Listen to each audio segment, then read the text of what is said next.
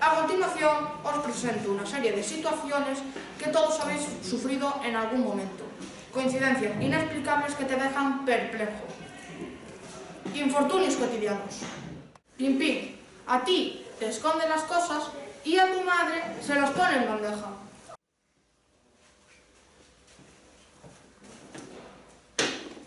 Ay, ¿dónde estará? Que no... ¡Mamá! Es que no lo encuentro por ninguna parte. ¿A qué voy yo y lo encuentro?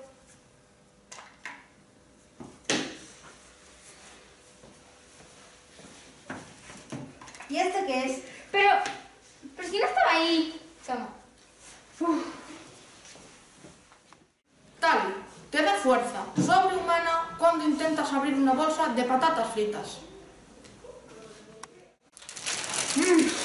A ver, no soy capaz. No me tengo, de verdad. A ver.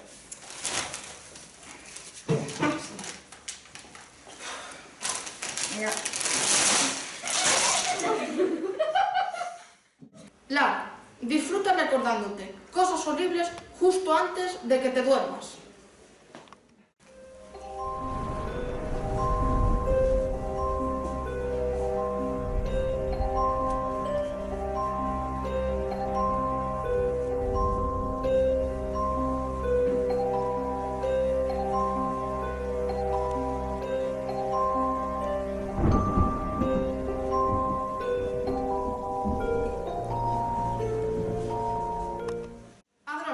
Te quita la fuerza cuando vas a abrir un bote. Qué duro está esto. No soy capaz.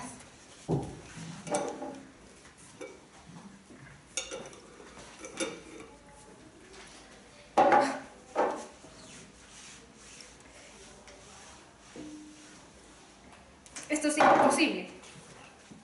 Dito le chiva a la profesora quién no ha hecho los deberes. A ver, ¿quién quiere corregir los deberes? Bruno, ¿los hiciste? Venga, sal al encerado. Es que no los hice. Jolín, un negativo. A ver, otro que los corrija. Pero un día que no los hago... Lindón, te arropa por las mañanas para que no seas capaz de despertarte.